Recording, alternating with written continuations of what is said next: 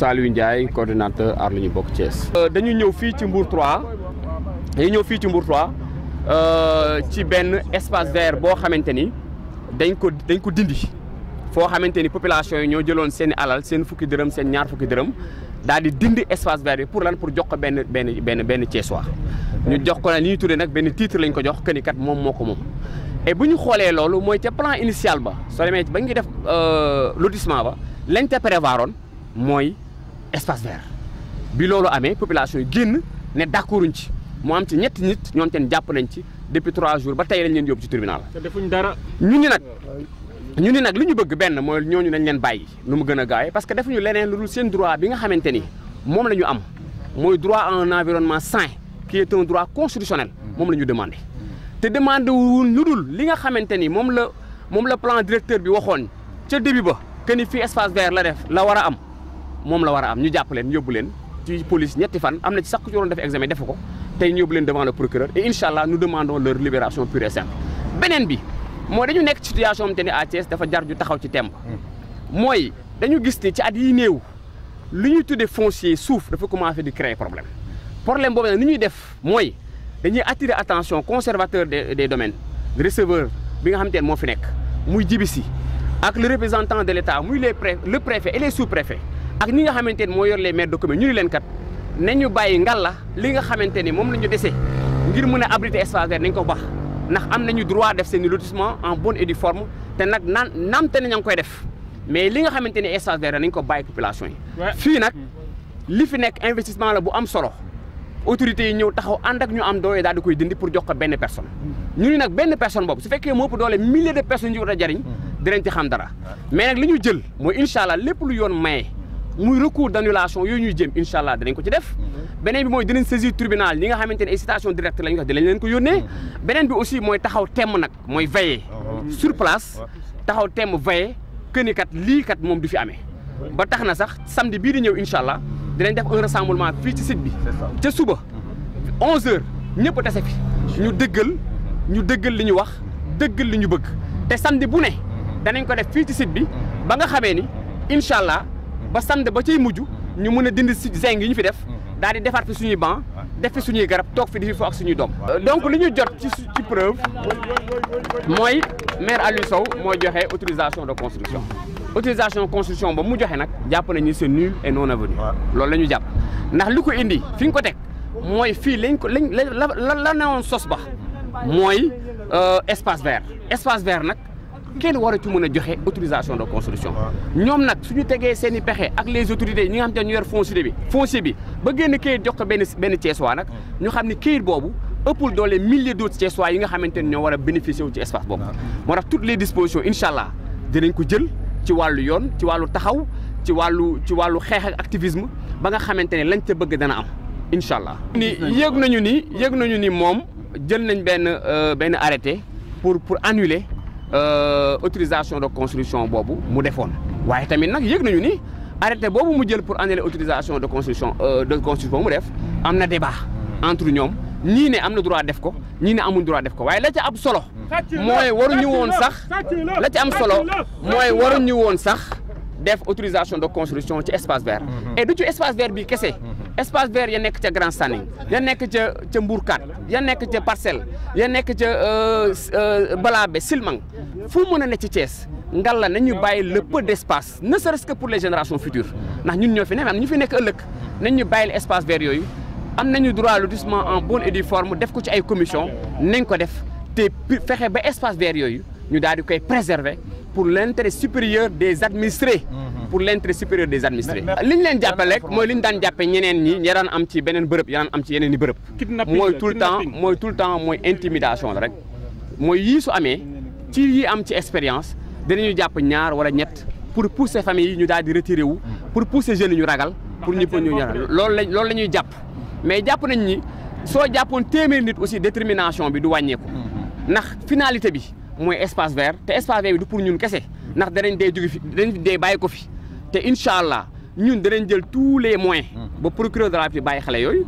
ndax suñuy morom lañ dañuy jàng étudiant dañ leen ba duñu ay délinquants suñuy jàpp nañ jàpp tuxkatu yàmbaay yi nañu jàpp agresseurs yi nañu jàpp ñi yor faux billets ci réew mi nañu jàpp borom drogue ci réew mi te bàyyi ñuy xeex ñu espace vert ñoom espace vert la ñuy xeex. ñuy jox espace bi dans tous les cas li am ba am solo mooy jox nañu ko ñaari nit. jox nañ ko ñaari nit ñoo xamante ni ñu ngi koy xëccoo ci seen i biir jox nañ ko ñaari nit ñoo xamante ni ñu ngi koy xëccoo ci seen i biir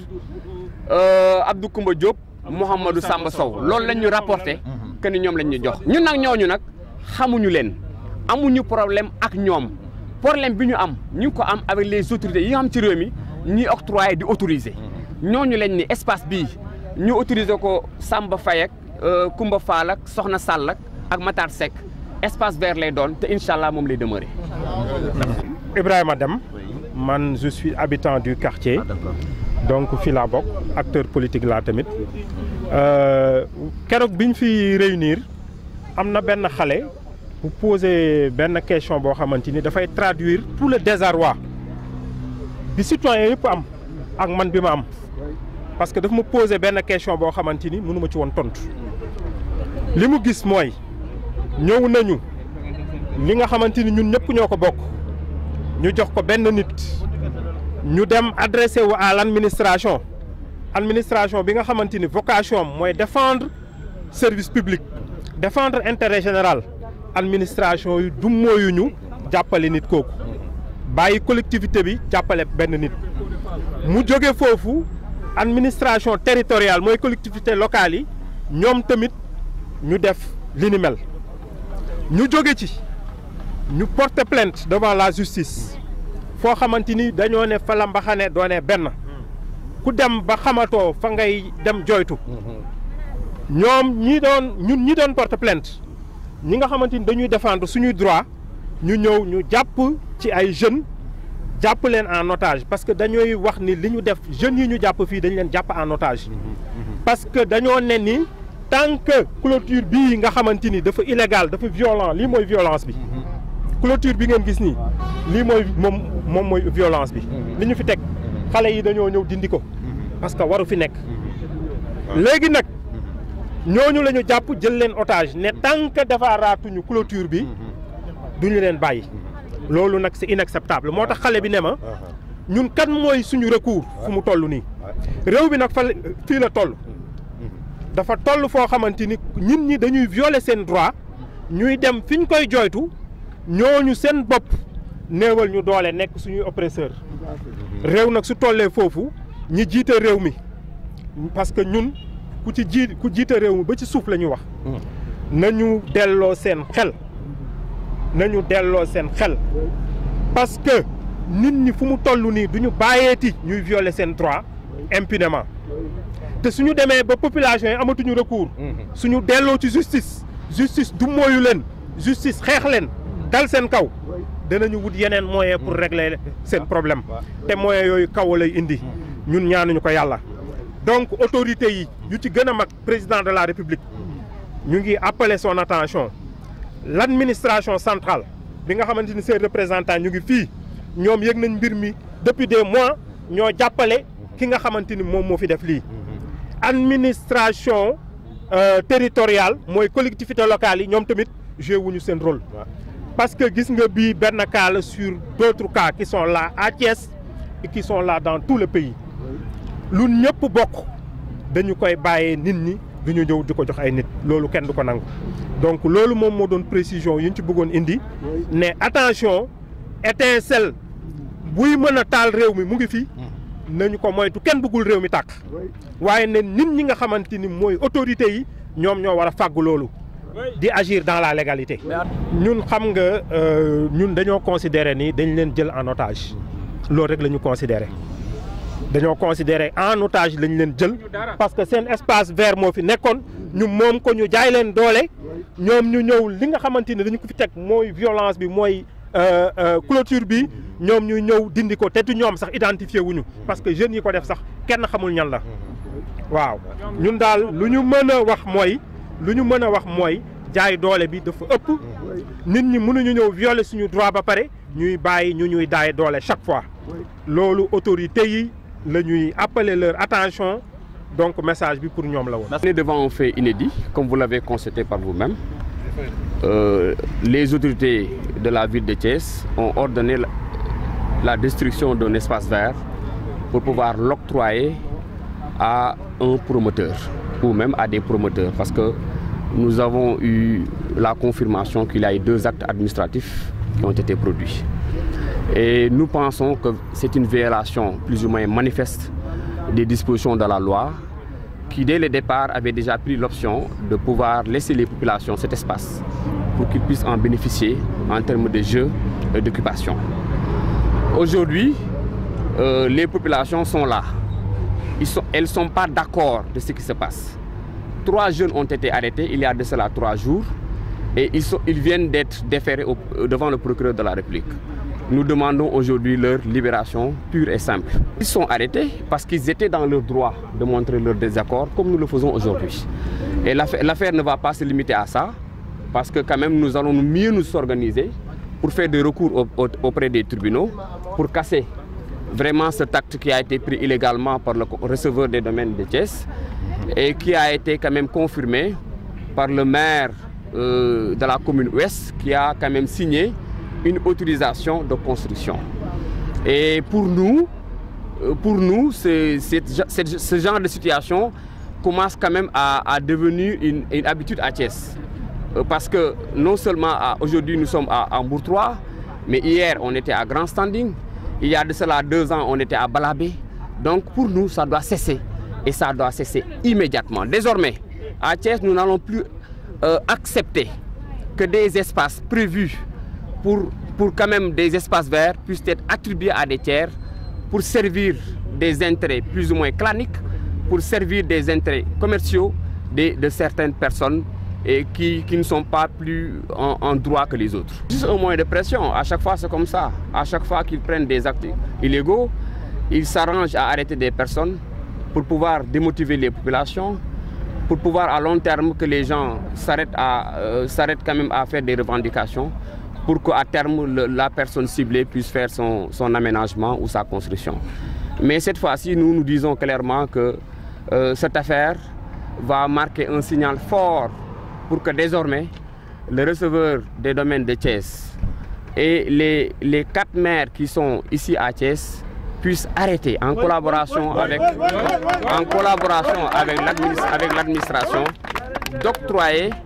des actes sur des zones déjà prévues pour quand même abriter des espaces verts. Ils ont assez d'espace pour faire des lotissements réguliers et ils en ont déjà fait. Donc ne serait-ce que cet espace d'un peu moins de 1500 m² que des populations de plus de milliers de personnes doivent bénéficier, il faut le laisser à ces populations. Et tous les moyens seront mobilisés.